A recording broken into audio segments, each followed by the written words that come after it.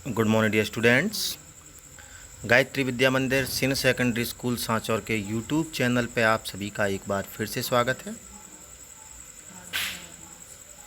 हमारा जो first book है रेनबो, उसका जो पहला लेसन है वाटर, उस वाटर यानी जल, जिसके ऑथर प्रोफेसर सी.वी. रमन है, जिनके द्वारा इस वाटर टॉपिक पे लिखा गया ये एक ऐसे है जिसके कई पैराग्राफ के बारे में हम पहले ही लर्न कर चुके हैं, हम उसको रीड कर चुके हैं।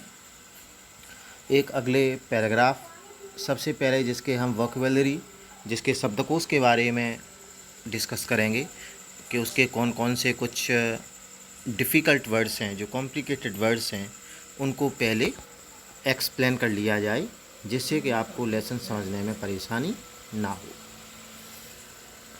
तो देखें, आपके सामने सबसे पहला एक शब्द लिखा हुआ है हार्नेसिंग। हार्नेसिंग का तात्पर्य है नियंत्रित व नियमित करना। नियंत्रित व नियमित करना। नेक्स्ट वर्ड है कंसीडर, और कंसीडर तो आप जानते ही हैं, जिसका तात्पर्य है विचार करना, ठीक है ना। अगला एक वर्ड है डील्ट विद, और डील्ट विद से तात्पर्य है निपटा जाना, ठीक है ना। कोई भी समस्या है उससे निपटना, डील्ट विद। एक वर्ड आपका दे रखा है यहाँ नेशनल लाइंस। नेशनल लाइंस से तात्पर्य जो है वो है आपका राष्ट्रीय स्तर, नेशनल लेवल भी कह सकते हैं।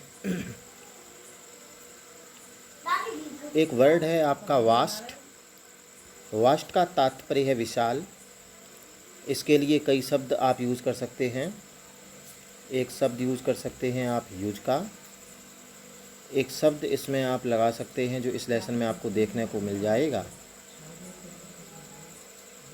ट्रीमेंडस, DOUS और है, ठीक है ना, यहाँ पे लास्ट में एस।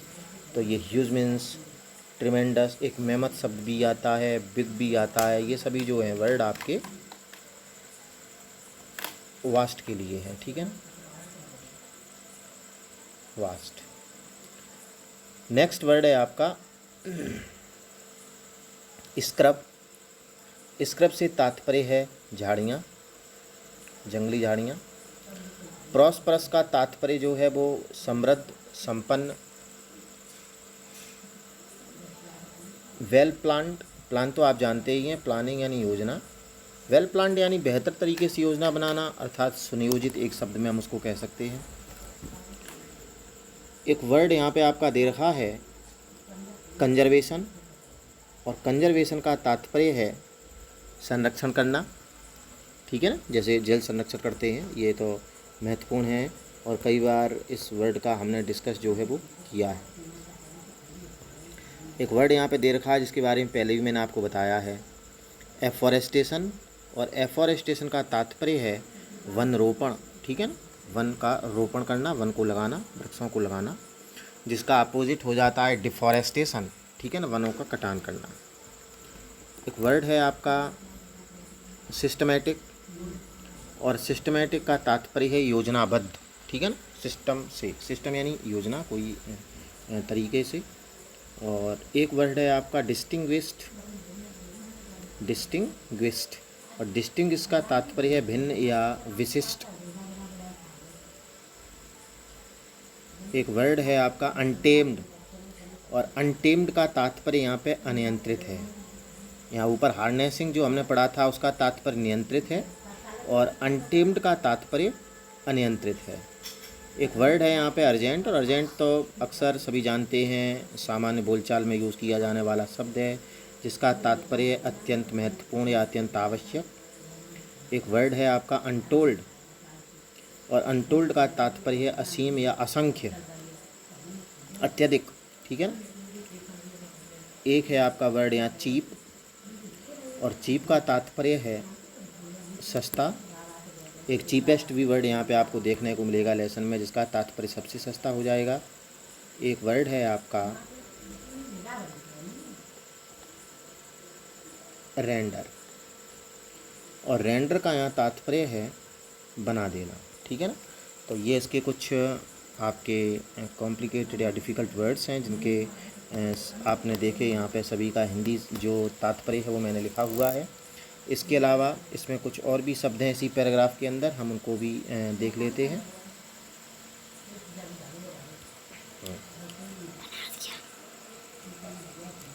यहाँ पे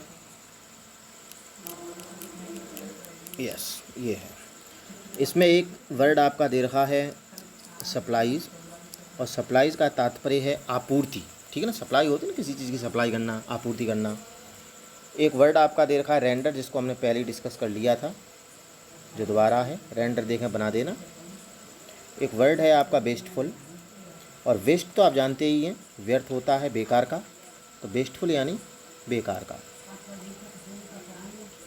एक वर्ड है आपका कन्वर्जन, वो कंजर्वेशन था, ये कन्वर्जन है। कन्वर्जन को मतलब कन्वर्ट कर देना, बदला जाना, परिवर्तित किया जाना, बदल देना। एक है फार्म यार्ड, फार्म तो आप जानते ही खेत, तो फार्म यार्ड यानी पशुशाला, ठीक है, जानवरों को रखा जाने का एक स्थान। एक वर्ड यहाँ पे दे रखा है मैन्योर, और मैन्योर जो है वो आपका खाद से तात्पर्य होता है। एक वर्ड है आपका फॉर्म, फॉर्म का तात्पर्य होता है रूप या प्रकार। एक वर्ड है आपका फ्यूल, और फ्यूल का जो तात्पर्य है वो क्या है, ईंधन, ठीक है ना। तो ये इस पैराग्राफ के कुछ महत्वपूर्ण आपके शब्द हैं, ठीक है। वैसे तो और भी शब्द हैं, लेकिन नॉर्मली वो शब्द सब आपको पता होंगे। देखो मीनिंग्स में भी क्या होता है, विद्यार्थियों के कुछ ऐसे आपके वर्ड्स होते हैं, कुछ ऐसे वोकेबलरी हैं जो पर्टिकुलर किसी लेसन में ही यूज होते हैं। बेसिकली कुछ कॉमन वर्ड्स जो होते हैं वो हर एक लेसन में आपके यूज होते रहते हैं, तो वो तो आपको पहले से पता भी है, ठीक है ना। अब हम देखते हैं इस पैराग्राफ को। हाँ देखें विद्यार्थियों, आपका ये पैराग्राफ जो यहाँ से हमें शुरू करना है, इसको हम देखो रीड करते हैं। मेरा प्रयास रहेगा कि सरल से सरल तरीके से आपको ये समझा दिया जाए, क्योंकि आप शुरू से ही पढ़ रहे हैं। लेसन की जो कुछ भाषा है वो, क्योंकि ये ऐसे है तो थोड़ी सी कठिन भाषा है, लेकिन मैंने सरल से सरल तरीके से समझाने का आपको प्रयास किया है। देखें, the harnessing of our rivers. Harnessing मैंने आपको बताया था नियंत्रित व नियमित करना। द हार्नेसिंग यानी नियंत्रित व नियमित करना, ऑफ आवर रिवर्स यानी हमारी नदियों को, हमारी नदियों को नियमित व नियंत्रित करना। The water of which, the water of which, the water यानी पानी, ऑफ विच यानी जिन नदियों का, नाव यानी अभी, मोस्टली यानी अधिकांशतः, रंज यानी बह जाता है, टू वेस्ट यानी व्यर्थ में ही। हमारी नदियों को नियंत्रित व नियमित करना, जिन नदियों का पानी वेस्ट यानी व्यर्थ में ही बह जाता है, इज अ ग्रेट यानी एक बड़ी, नेशनल प्रॉब्लम यानी राष्ट्रीय समस्या है, ठीक है ना। जैसे यहाँ से क्वेश्चन भी बन सकता है कि what is our great national problem, कि हमारी सबसे बड़ी राष्ट्रीय समस्या कौन सी है, तो वो है the harnessing of our rivers, the water of which now mostly runs to waste is a great national problem, ठीक है ना। कि हमारी नदियों को नियंत्रित व नियमित करना, जिन नदियों का पानी व्यर्थ में ही बह कर के चला जाता है, उनको नियमित व नियंत्रित करना ही हमारे राष्ट्र की सबसे बड़ी समस्या है, राष्ट्रीय समस्या है। जिस समस्या पर विच मस्ट बी कंसीडर्ड, जिस समस्या पर कंसीडर यानी मैंने आपको बताया विचार करना, विच मस्ट बी कंसीडर्ड, जिस समस्या के बारे में कंसीडर किया जाना चाहिए, जिसके बारे में विचार किया जाना चाहिए, एंड डील्ट विद, डील विद मैंने बताया था, डील विद निपटना, एंड डील्ट विद यानी निपटा जाना चाहिए, on national lines, national lines मैंने बताया था राष्ट्रीय स्तर, नेशनल लेवल। तो हमारे जो नदियां हैं, हमारी नदियों को नियंत्रित व नियमित करना, जिन नदियों का अधिकांश पानी जो है व्यर्थ में ही बह करके चला जाता है, उन नदियों को नियंत्रित व नियमित करना ही हमारे एक राष्ट्रीय समस्या है, जिस समस्या पर विचार किया जाना चाहिए और जिस समस्या से राष्ट्रीय स्तर पर निपटा जाना चाहिए। वास्ट एरियाज, वास्ट यानी बड़े बड़े एरियाज ऑफ लैंड यानी बड़े बड़े जो भूभाग हैं, विच बड़े बड़े भूभाग, विच यानी जो, एट प्रेजेंट यानी वर्तमान में, आर मेयर स्क्रब जंगल्स बड़े बड़े भूभाग, बड़े बड़े मैदान जो वर्तमान में, आर मेयर यानी मात्र, स्क्रब जंगल यानी केवल जंगली झाड़ियाँ हैं।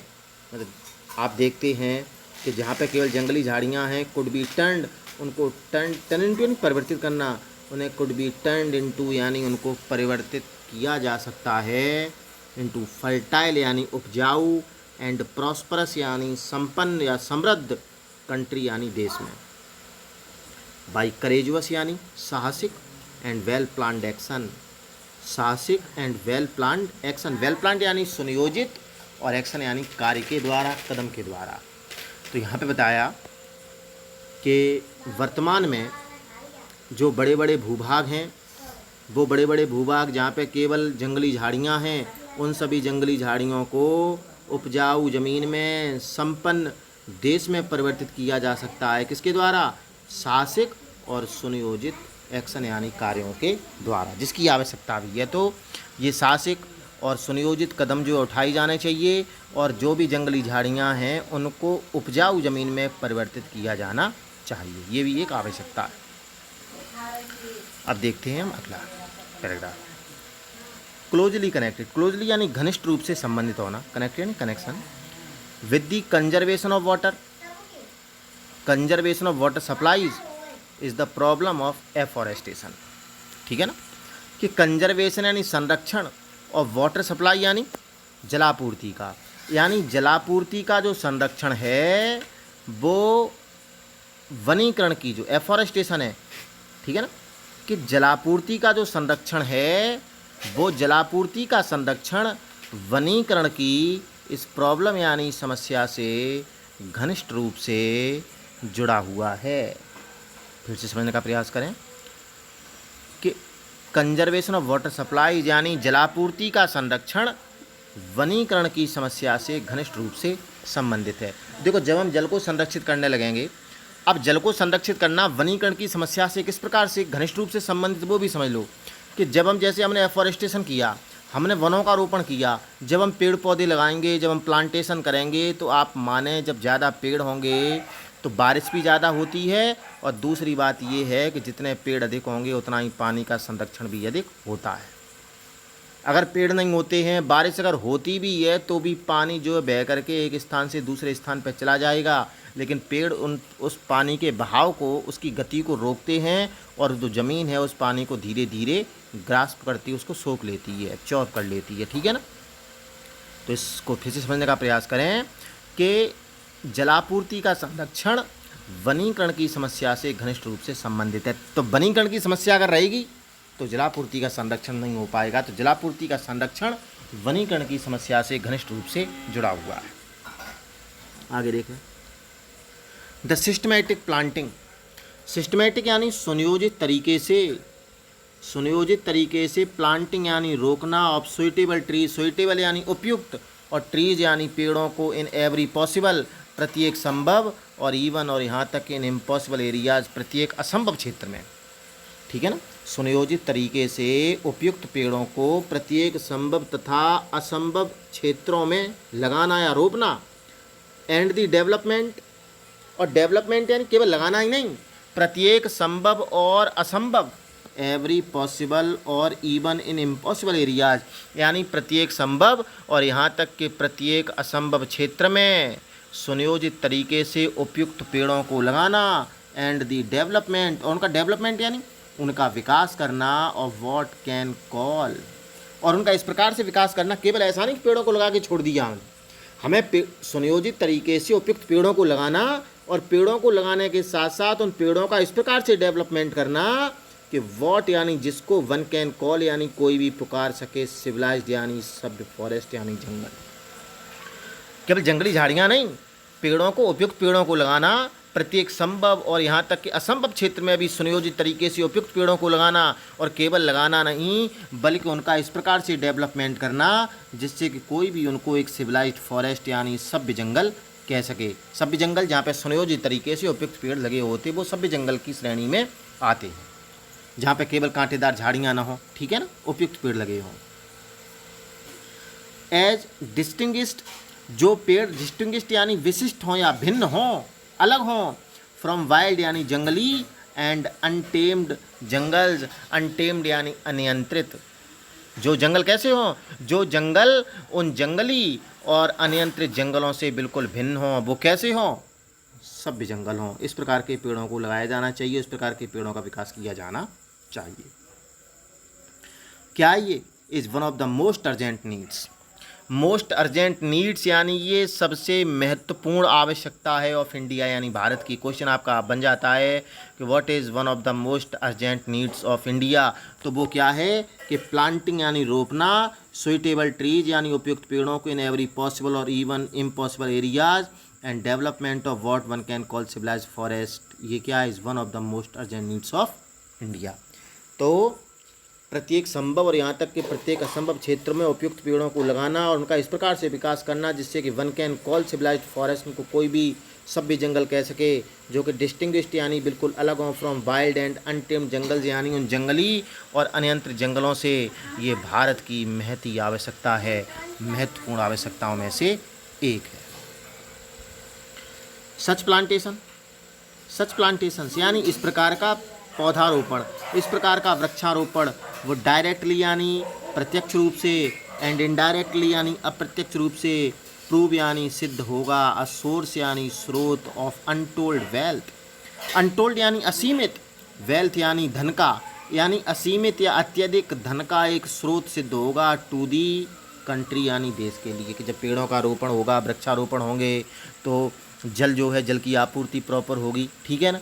तो ये क्योंकि आप वैसे भी जानते हैं कि trees are called green gold of country, क्योंकि वैसे भी जो पेड़ होते हैं उनको देश का हरित सोना कहा जाता है। तो वो ये है कि इस प्रकार का जो वृक्षारोपण है वो प्रत्यक्ष और अप्रत्यक्ष रूप से देश के लिए अनटोल्ड वेल्थ यानी असीमित जो संपत्ति है उसका स्रोत जो है वो सिद्ध होगा।